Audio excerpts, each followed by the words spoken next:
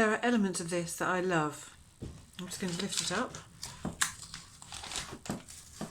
But there's plenty I don't love about it, so I thought I'd come on camera and show you and try to change it.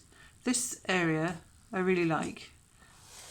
To me, this is it's an abstract, but it's quite literal as well. In my mind, it's a sort of rocky edge of the sea, and then it's all the water is kind of foaming, splashing up. But what doesn't work, of course, is that I have a very calm sea at the back, and it's very light as well. But you probably can't even see very much what is there. And then I've got this kind of diagonal, sort of rectangular cloud coming down, which I like because I like the reflection. But I'm going to lose all that, I think. I'm just going to mess around with it, and it's going to become a complete abstract. So bear with me while I move things out of the way. Unfortunately, I can't seem to get my camera the right height, but I'm going to have a go at doing that. See if I can adjust it so it's further away. You can see all of it. This is the trouble when you're demonstrating something quite big. Okay, so this is the bottom here, so that's cut off. I'll just have to move it around a bit, but you'll get the idea. So I'm going to probably lose all this. I might even lose the sky, and it may end up being a pure abstract about colour. Could even do this, turn it round and change it that way. So we'll see. So the first colour I'm going to use is this burnt umber. One of the things that I don't like about this painting is it looks like it's just kind of cut diagonally across. It's nice to have diagonals in a composition, and this area I think works really well. I like the way the lightness comes in here, but this is weak, and this is weak as well, I think. Right, so here goes. Just arrange it like that. Put my palette down, and I'm going to use a big brush. It's already got some minty green paint on it because I've been doing something else. I've actually been painting over that. If you've been here a while, you'll know that kind of yellow painting that I had with a table on it. I've completely changed the table angle, but I'll show you that tomorrow, or I might have shown it to you already, depending on when I show you this video. So now here I have my brush, and yeah, I'm just going to completely change it. I'm not too attached to this painting, so here goes.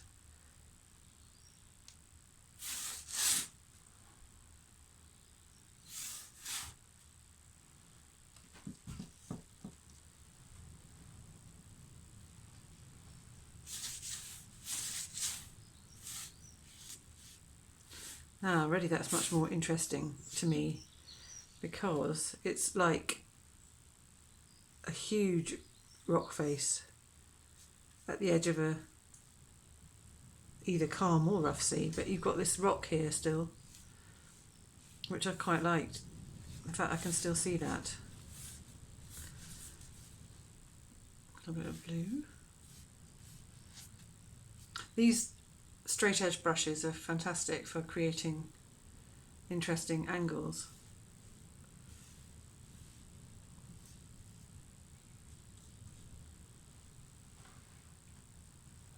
I'm also not too precious about this because I managed to go over the edge of the masking tape and get some splats of pink on there, so I doubt anyone would ever buy it. So it's more of an experimental piece. This is paper from a company called Two Rivers Artists, who make handmade paper, and I just came across them on the internet, and they had a special offer for, got a bit of red here now, they had a special offer for a pack of 5 of this particular paper, and they apparently do monthly offers or seasonal offers. I'm not sure which. I'll keep an eye on them and find out. Okay, so that's that done. It's a bit strange here because you don't very often get a rock that goes like that, or perhaps you do, but not in that situation. Probably in a cave you might. I'm just going to use my wet wipe to scrape into it.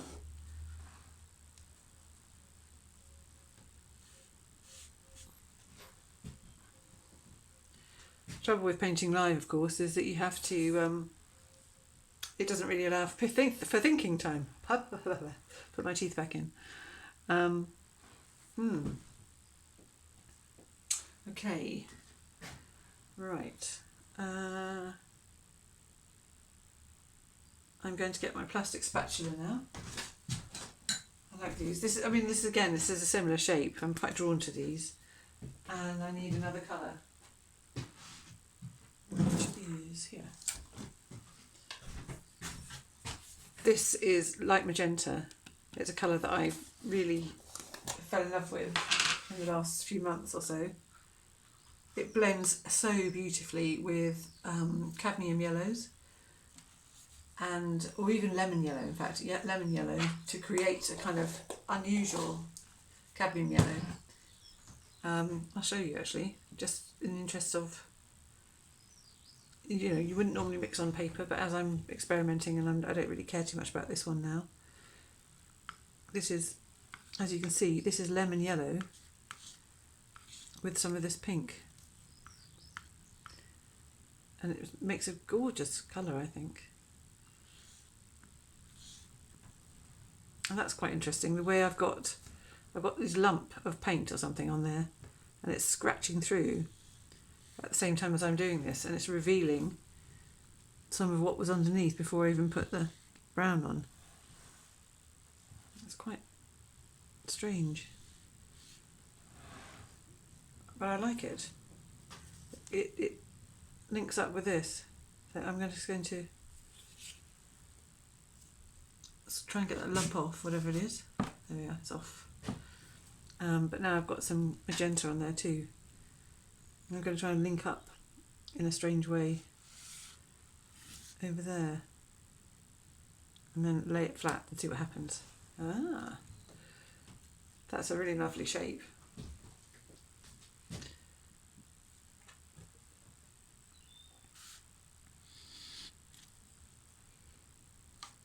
So this is a way that you can kind of feel out contours,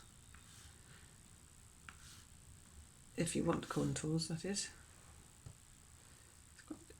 This is a colour I haven't used yet in this painting, so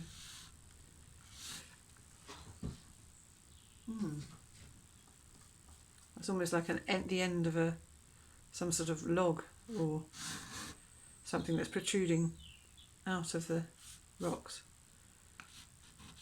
What is she talking about?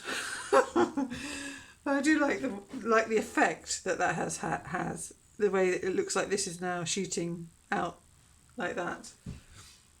I'm not happy with this still. I think I'm going to have to be harsh and cover this over.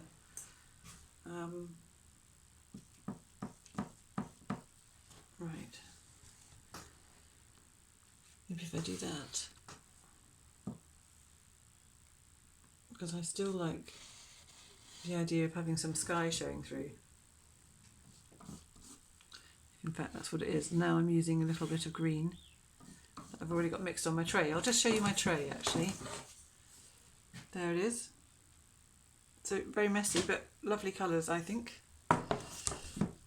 And the good thing about mixing on a tray like this is that, of course, your colours are always going to be harmonious if you remember to pick up little pieces of some of the other colours when you're mixing.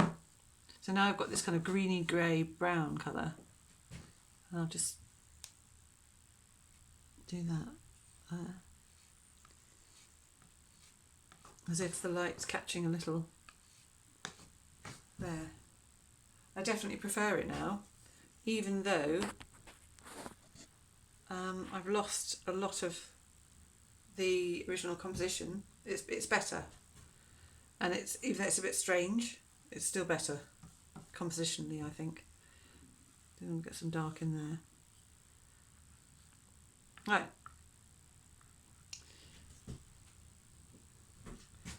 Because what I've got actually is what I seem to have, if you're looking at it purely as a story, I've got this calm sea out here, and then I've got this raging, it's as if there's another sea coming in this side of a rocky outcrop, and it's pushing up, and that's a word.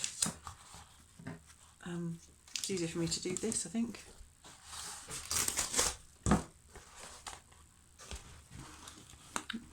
It's sort of swishing up from the bottom and round the rocks. It comes up. I'll show you a further off image of this when I post the video, so you can see. But generally, that is a lot better, and quite quickly too, which is good. This colour here, I feel I want to put it over here, some of it. This is another technique. With something like this, you can create curves by just holding the spatula down and twisting it, and you get some quite unusual effects. I'm just using that again to go up here and a little over here, scribbling it on.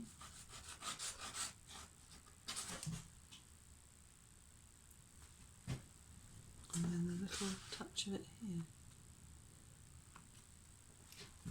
What is lovely about this is you can discover different ways of using your tools without too much pressure. Obviously, I've got the pressure that I'm filming it for you, so I'm not totally immersed in it as much as I would be if I were doing it all on my own. And I love to sort of cross-reference colours as well, so that your eye moves around. I've got a little bit of lemon yellow on the under here, which doesn't really appear in a pure way. I've got some of it here, but that's mixed in again with this orangey pinky colour. So, but I feel, I'm just going with my feelings. I feel like I want to put a little dot there, and that immediately highlights that area. Where it's weak now is here, and I think that's another area I want to do that. And I've got some pink. I think that'll look better when the masking tape's off. Just going to scrape that up. That's fine, I like that. And then a little bit here. But I'll scrape that down.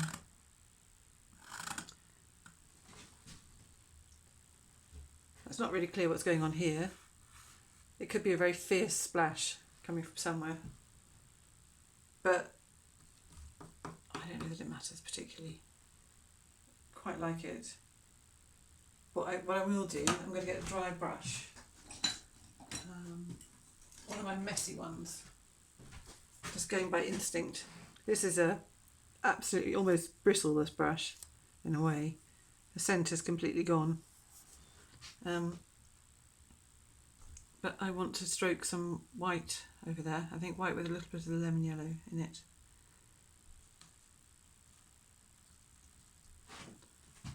Just sort of, it's got some pink actually.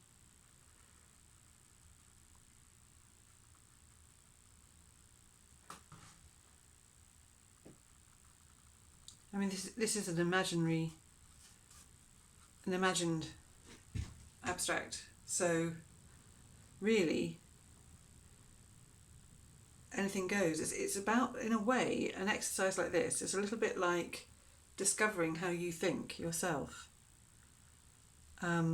rightly or wrongly. This isn't a perfect painting by any means, but I can't help but think about where's the light coming from. So that affects what I do, even in an abstract. I'm fiddling around now. that bit annoys me slightly. It doesn't really make any sense at all. Whereas this to me makes sense, and this does as well. That doesn't. So I'm going to think about that and see if I can finish it off, and then I will post a picture of it when I've finished. What I've actually done is decided to turn it upside down so that I don't get too attached, and I'm just going to look at it this way and think, well, I know that this is meant to be the sea and sky, but this shape doesn't work. This fuzzy bit that I've just done doesn't really work for me, so I'm going to cover that with some white gesso and then maybe add some colour over the top, or a very pale, because I've got gesso on my palette over the top of some yellow and maybe a bit of blue, kind of greyish blue. So we'll see what colour it comes out at, but I'm going to use this tool, which is called a catalyst, and I'm just going to get some gesso, which isn't very thick actually, it's quite runny, and then make a scoop shape, which, because I'm not looking at it from the other way, I'm not that bothered by it. I'm not sort of upset that I might be changing things too much. And then I will turn it round and have a look. And this sky annoys me slightly now. Just gone over the masking tape. And I've covered over that cloud, as you see. But it's quite interesting, this the way the brown has come through.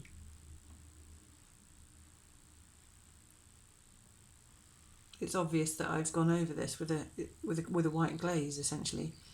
I'm just going to angle that because I quite like that pink, but I'll just keep a tiny bit of it.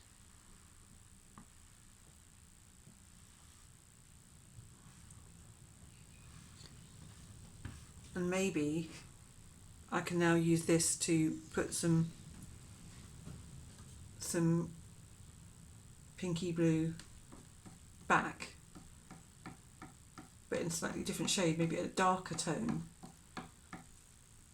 And I've got some on the end of here. This isn't a colour that I particularly love, but it fits with this. So I'm just going to be almost replacing what I had, but in a different way.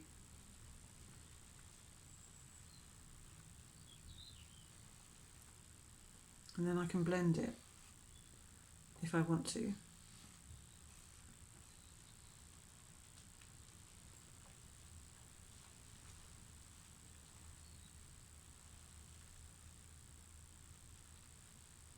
I wonder if you can hear the rain lashing against my studio window.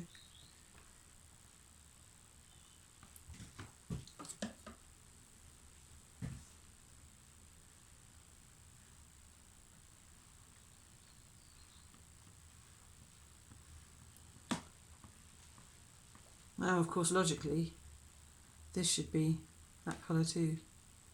So I'm going to put a little bit of that there. And here.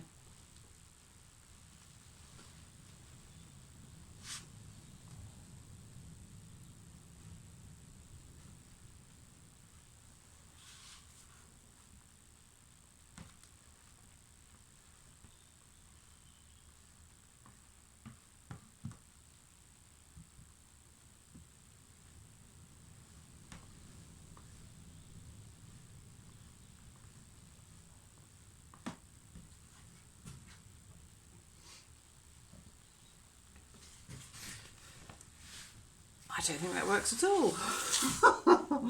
Let's have a look. Maybe. I think it's still just this needs sorting out. It's not bad actually. It's not bad. It sort of makes sense.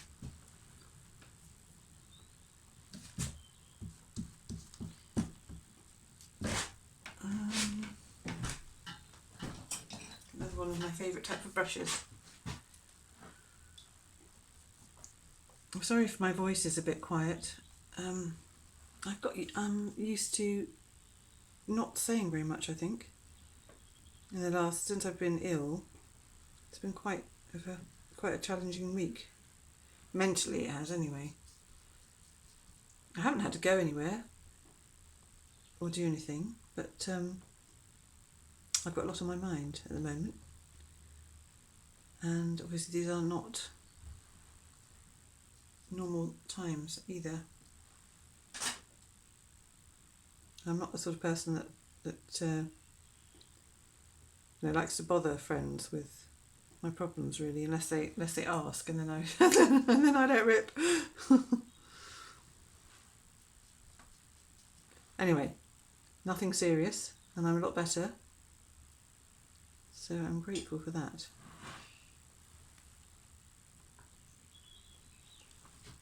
I think another thing is we've had our heating on quite a lot in the last week or so because it's been really cold with the snow, and I've just got dried out.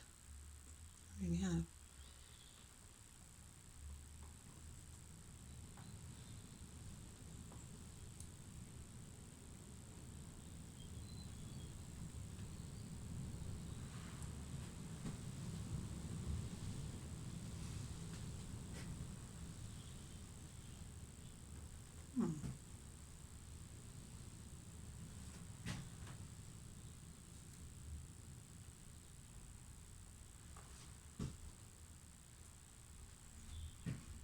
That feels better.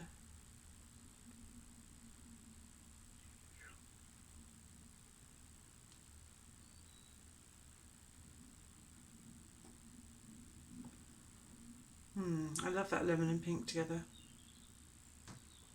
It's just like light, really.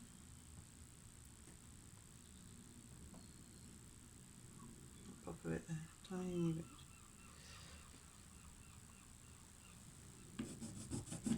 I'm not sure if that works there. Can get a bit carried away sometimes. That's one of my favourite bits as it is. I think I just need to leave that.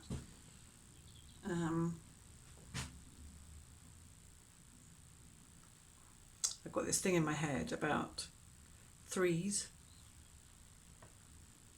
having, if I've got such an obvious yellow like that there, and then here, I feel like I need to have it somewhere else.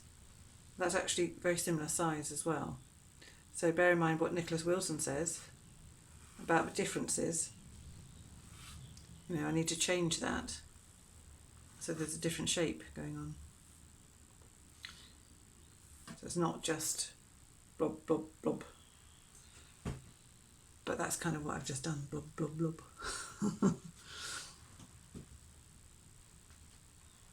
Right. I think that's going to be it. This is all part of my 100 days of work on paper. I think I called it 100 days of art on paper. The thing is, when you do something like this, you can easily, if you don't like it, you can just put the colour that was underneath it over the top. And that's blended it in, and I like that actually very much. It just adds a real richness of colour to the brown. And I've got this tiny streak here, so I'm just going to keep going, tickling upwards.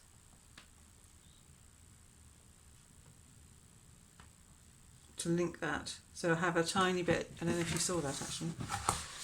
I just did this, and then I've got a little bit, because I've got some on my brush that has come off there, and a tiny hint there, there and there. So that leads your eye all the way up over this side.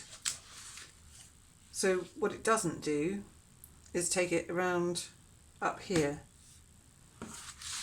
And it may be that that's what I need to do. So I'm going to do that. Right, that is enough. I'm going to leave it at that, take the tape off, photograph it, and put it on Instagram, and that's my paper done for today. I hope that was fairly interesting for you.